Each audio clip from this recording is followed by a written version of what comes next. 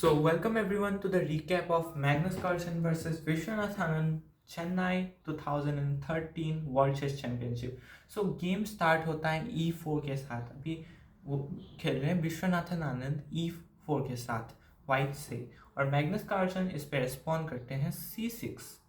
यहाँ पर आता है D4 सेंट्रल कंट्रोल। मैग्नस खेल रहे हैं कारोकान। कारोकान में क्या करते हैं, D5 खेलते हैं।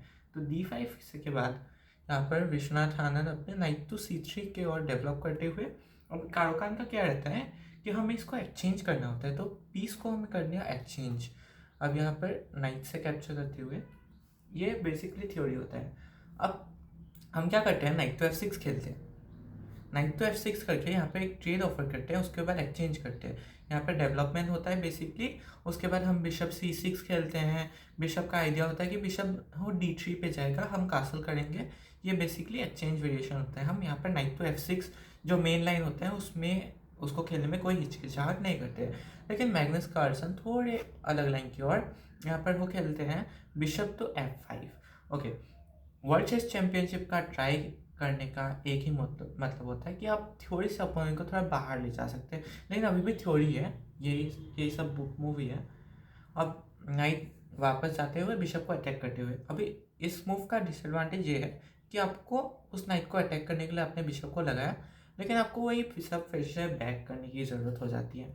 तो यहाँ पर H4 खेलते हुए, अभी H4 का आइडिया क्या है कि वो बिशप को अटैक करेंगे फिर से। तो वो क्या करते हैं, मैग्नस अपना H6 वाला पॉन मूव करते हैं। क्यों? क्योंकि उनको ये बिशप का थ्रेट रखना है। उनको ओपनिंग में ही बार बार अपने बिशप को मूव करते रहना नहीं है। सो दूसरा नाइट डेवलप करते हैं नाइट टू F3 में। विश्वनाथ आनंद काफ़ी बढ़िया खेलते हुए ओपनिंग फुल थ्योरी चल रहा है, लेकिन गेम बहुत मस्त चल रहा है। अच्छा लग रहा है देख के गेम को। लेकिन अब इंतज़ार है कि मैग्नस क्या खेलेंगे। मैग्नस खेलते हैं E6 क्यों खेल रहे हैं, उनको करना है नाइट को डेवलप, बिशप को डेवलप करना है, तो इसीलिए उनको कासल भी करना है। इन सारी चिंता को देख के वो इस लाइन को खेल रहे हैं। तब विश्वनाथ आनंद बिशप को डेवलप करने की जगह नाइट को सेंटर पे लेके आते हुए नाइट टू E4 E5 के साथ अब वो बिशप को अटैक करे। क्या करे, बिशप को अटैक करे। अब देखो, यहाँ पर बहुत सारे मूव हो सकते हैं। नाइट को भी आप डेवलप कर सकते हैं, लेकिन वही है कि आपका पॉन स्ट्रक्चर खराब हो सकता है। आप बिशप को ला सकते हैं, लेकिन वही आपका पॉन स्ट्रक्चर खराब होगा। वो सब हम करेंगे, लेकिन एक मूव बाद। क्या, पहला ओपोनेंट ने मूव दिया, हम उसके अगेंस्ट में रेस्पॉन्ड करेंगे। वो है बिशप टू H7। क्लियर है। अब हमने यहाँ तक किया रेस्पॉन्ड, और अब हम करेंगे अपना नाइट B D7 का मूव। ऐसे खेलते हैं। तो अब बिशप आता है D3 पे। आइडिया क्या है कि क्वीन को H5 में लेके आते हुए यहाँ पर एक प्रेशर, इस F7 वाले पॉन को बहुत प्रेशर देने की कोशिश। तो उन्होंने क्या किया, अपना टेम्पो लूज करते हुए, क्योंकि उन्होंने इस बिशप को बहुत बार मूव किया है, तो मैग्नस थोड़े टेम्पो में डाउन भले ही है, लेकिन उन्होंने इसको कैप्चर किया। अब ये देखो, यहाँ पर पॉन से कैप्चर कर सकते हैं, ठीक है, लेकिन क्या हो जाता है, पॉन डबल हो जाते हैं। क्या ग्रैंड मास्टर ऐसे मूव खेलेंगे? नहीं, वो क्वीन से कैप्चर करेंगे। हमें पॉन स्ट्रक्चर को मेंटेन करना है, क्योंकि अगर विश्वनाथ आनंद ने सपोज करते हैं कि ये खेल लिया, तो इस लेवल पे इतना सा माइनर मिस्टेक भी एक काफ़ी रोल प्ले करता है पूरे गेम को हराने के लिए। सो क्वीन टेक्स D3 जो मूव है। अब आइडिया क्या है, क्वीन B3 पे जा सकते हैं। ओके, हमारे B7 को अटैक करते हुए ऐसे कुछ आइडियाज़ होते हैं। नाइट B D7, जैसा कि मैंने बोला था, पहले हमें बिशप को मूव करना था उस सिचुएशन में। अब हमने नाइट को डेवलप किया, तो हम बिशप को भी कर सकते हैं, ठीक है। अब और आइडिया क्या है, देखो, अब वो ये क्योंकि सेंट्रल नाइट है, सेंट्रल नाइट को आपने इतने सारे 1-2 मूव सेंटर पे लगाने के लिए आपने खर्च किए। अब आप चाहते हैं क्या इस नाइट को वापस ले जाने के लिए? नहीं ना। सो हम क्या करेंगे, इस नाइट को हम डिफेंड करेंगे। सो यहाँ पर आता है F4 इस नाइट को डिफेंड करते हुए, एंड यहाँ पर आता है बिशप तो B4 एक चेक के साथ, और यहाँ पर एक्चुअली ऐसे चेक में आपका हमेशा टेम्पो ही डाउन होता है, लेकिन वो डेवलपमेंट के साथ कर रहे हैं। और एक्चुअली वो E7 पे करना चाहते हैं। डायरेक्टली E7 पे भी कर सकते हैं, लेकिन मैग्नस कार्लसन का थोड़ा स्टाइल ही अलग है। सो यहाँ पर बिशप डेवलप करते हुए एक लॉन्ग कासल की प्रिपरेशन में, एंड यहाँ पर नाइट डेवलप होते हुए सो डेवलपमेंट हो चुका है। और विश्वनाथ आनंद ने काफ़ी एक सेंटर पे ग्रैब पकड़ा हुआ है। किंग सेफ्टी में दोनों ने कासल अब तक नहीं किया है। और यहाँ पर विश्वनाथ आनंद नाइट को डेवलप, मैग्नस ने जब नाइट को डेवलप किया उसके नेक्स्ट मूव में ही लॉन्ग कासल कर लिया। लॉन्ग कासल का फ़ायदा देख सकते हैं कि इस तरफ वो लोग पुश कर लेंगे और इस बेस को पूरा अटैक करने की कोशिश करेंगे, लेकिन एक डिसएडवांटेज है कि मैग्नस इस तरफ से पुश कर सकता है और मैग्नस काफ़ी इन गेम में बेहतरीन खेलते हैं। तो मैग्नस ने किया कासल। अब गेम काफ़ी अच्छा चल रहा है, एंड हमें क्या करना होता है, हमें नाइट्स को ऐसे कॉर्नर्स पे ऐसे यूं ही रहना नहीं देना चाहिए। हमें अपोनेंट को परेशान करना चाहिए और प्रेशर डालो। जब पोजीशन में प्रेशर डाल के आप अपने अपोनेंट को गलती करने के लिए आपको उसको फोर्स करना पड़ता है। तो यही होता है चेस में। तो क्या होता है, क्या हो गया अभी, ये नाइट को मैग्नस कर लिया एक्सचेंज। क्यों एक्सचेंज कर लिया? क्योंकि उनको बिशप को ओपन करना है और ये नाइट काफ़ी पावरफुल हो जाएगा सेंटर में, तो वो नहीं चाहते। क्वीन से एक्सचेंज हो गया, ठीक है। अब उन्होंने ये वाला नाइट पे एक्सचेंज कर लिया।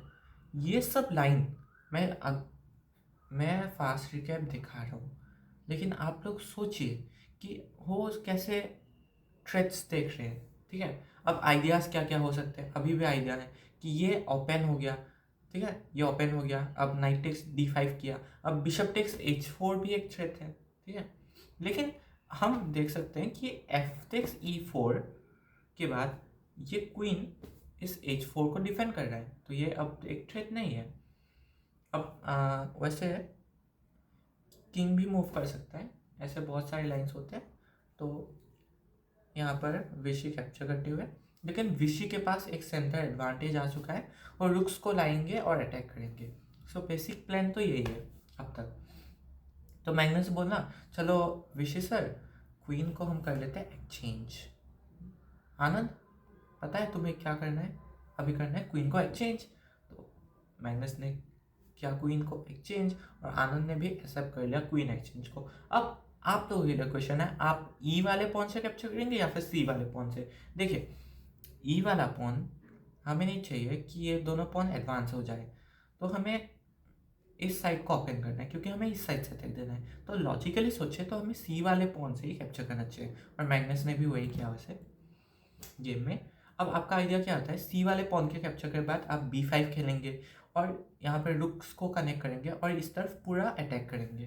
काफ़ी इक्वल गेम जा रहे थे, भले ही विश्वनाथ आनंद ने मिडिल गेम में एक कंट्रोल जमाया था, लेकिन इस लेवल पे मैग्नस कार्लसन बहुत एक्टिव, बहुत कैलकुलेशन करते थे और देखा कि कैसे एक गेम थोड़ा स्लाइट चेंज आ गया गेम में। अब मैंने जैसे बोला B5 का एक थ्रेट था, वो उन्होंने एक्टिव कर लिया। अब वो खेलेंगे A5 B4, ऐसे करते करते पुश करके यहाँ पर ब्रेक करने की कोशिश करेंगे। रुक को भी लाना उसका एक मकसद है। एंड विश्वनाथ आनंद यहाँ पर रुक H3 की ओर, रुक H3 से वो क्या करना चाहते हैं, विश्वनाथ आनंद रुक को इस फाइल में लाना चाहते हैं ताकि वो यहाँ पर अटैक कर सके। लेकिन मैग्नस ने बोला कि इसके लिए तो देर है, हम खेलेंगे A5 ओके। विश्वनाथ आनंद अपने दूसरे लुक को लाते हुए, मैग्नस यहाँ पर अटैक करते हुए, एंड अभी यहाँ पर कुछ थ्रेट्स हैं। देखिए, अगर ये बिशप यहाँ पर अटैक कर रहा है, अगर हम इस पॉन को पिन कर सकते हैं तो हम इसको ले सकते हैं। तो मैग्नस ने इन थ्रेट्स का अगर ध्यान रखा है, फिर भी विश्वनाथ आनंद ने अटैक करने की कोशिश की, क्योंकि आपको ऐसे मूव में ही थोड़ा एडवांस करते जाना पड़ेगा। आप ऐसे ही किसी ग्रैंड मास्टर को नॉर्मल थ्रेड्स से हरा नहीं सकते। इसमें वो लोग और डेप्थ डालते हैं और थ्रेड्स डालते हैं, उसके लिए वो लोग रिपीटेटिव कैलकुलेशंस करते हैं। तो यहाँ पर वो लोग ये देख सकते हैं बहुत कॉमन थ्रेड है। लेकिन मैग्नस ने बोला चलो हम खेलते हैं किंग H7। किंग H7 का मतलब क्या है, देखो हम B4 पुश करने वाले हैं, हम बी पे अटैक करने वाले हैं और यहाँ पे हम यहाँ पर इसको पिन करते हुए तुम कैप्चर हमें नहीं कर सकते। और अगर तुमने यहाँ पर कैप्चर करने की कोशिश की तो हम पॉन से कैप्चर कर सकते हैं, अभी किंग से भी कैप्चर कर सकते हैं क्योंकि देयर इज नो पिन। ठीक है, तो विशी सर ने बोला कि चलो भाई हम तो तुम्हारे F7 पॉन को अटैक करेंगे। ओके, तो मैग्नस ने बोला चलो अगर तुमने पिन हटा दिया तो अटैक कर लो, वैसे भी ये पिन अभी नहीं है, हम किंग से डिफेंड करेंगे। तो ऐसे गेम चलता है। विश्वनाथ आनंद ने फिर से बोला कि चलो भाई मैं तो फिर से अटैक करूंगा। मैग्नस ने बोला नहीं, मैं तो प्रोटेक्ट करूंगा। अटैक प्रोटेक्ट, एंड ऐसे अटैक प्रोटेक्ट के इस अटैक और प्रोटेक्ट ने बार बार करते हुए इस इक्वलिस्ट पोजीशन को कर दिया है ड्रॉ, और दोनों कर लेते हैं गेम को ड्रॉ। एंड ये था राउंड 2 का रिकैप। अब तक दोनों का 1-1 पॉइंट्स हुआ है। लास्ट वाला गेम राउंड 1 का रिकैप नहीं देखा तो वो देख लीजिएगा। दोनों ने दोनों राउंड पे ड्रॉ किया है और ये काफ़ी एक लाजवाब गेम था। लेकिन क्या काउंटर प्लेबैक हो सकता है? जानने के लिए बने रहिए इस सीरीज़ में, देखना मत भूलना round 3। And thanks for watching. Like करना, सब्सक्राइब करना और चैनल को सपोर्ट कर लेना।